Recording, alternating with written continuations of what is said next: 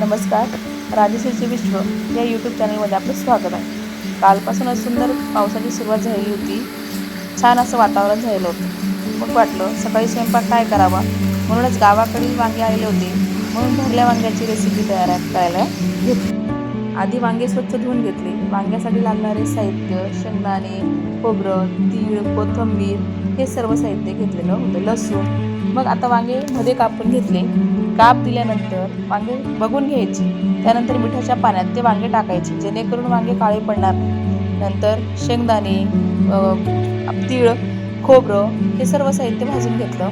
मिक्सरच्या भांड्यात लसूण, कोथिंबीर पण टाकून बारीक वाटून घेतली। त्यानंतर घरी तयार केलेला काळा मसाला, तिखट, मीठ, हळद, धने पावडर हे सर्व साहित्य पण मिक्सरमध्ये बारीक करून घेतलं।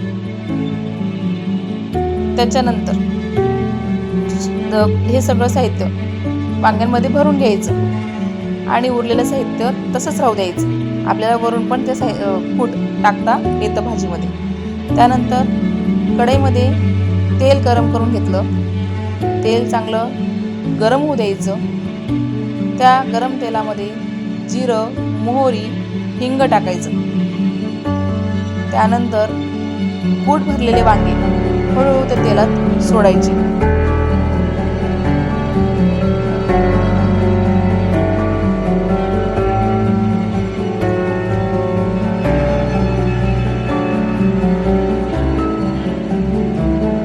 चम्मचने खालीवर करायचे।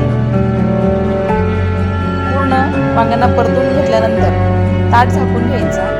एक वाफ काढायची। म्हटलं तोपर्यंत मग भाकर तयार करून घेऊ।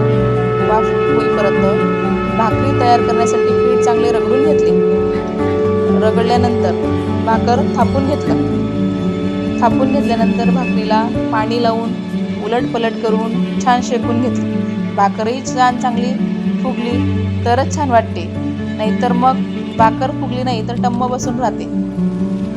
भाकर पूर्ण शेकल्यानंतर भाकर माझीही छान शेकल्यानंतर उलट-पलट करून घेतली आणि माझी भाकर सुद्धा चांगली फुगली आहे बरं का। आता तेवढ्यातच मी एका गॅसवर पाणी तापायला ठेवलं होतं, की जेणेकरून थोडं पाणी टाकलं म्हणजे वांगे चांगले आपले शिजतील। वांग्याची भाजीमध्ये थोडंसं पाणी टाकायचं आणि वाफ घेऊन घ्यायची। वांग्याच्या भाजीचा ताट तयार झालेला आहे। बघू शकता, कांदे, पापड, लोणचं, लिंबू हे सर्व साहित्य भरल्या वांग्याची भाजी आपली तयार झालेली आहे। आवडली असेल तर नक्कीच ट्राय करून बघा।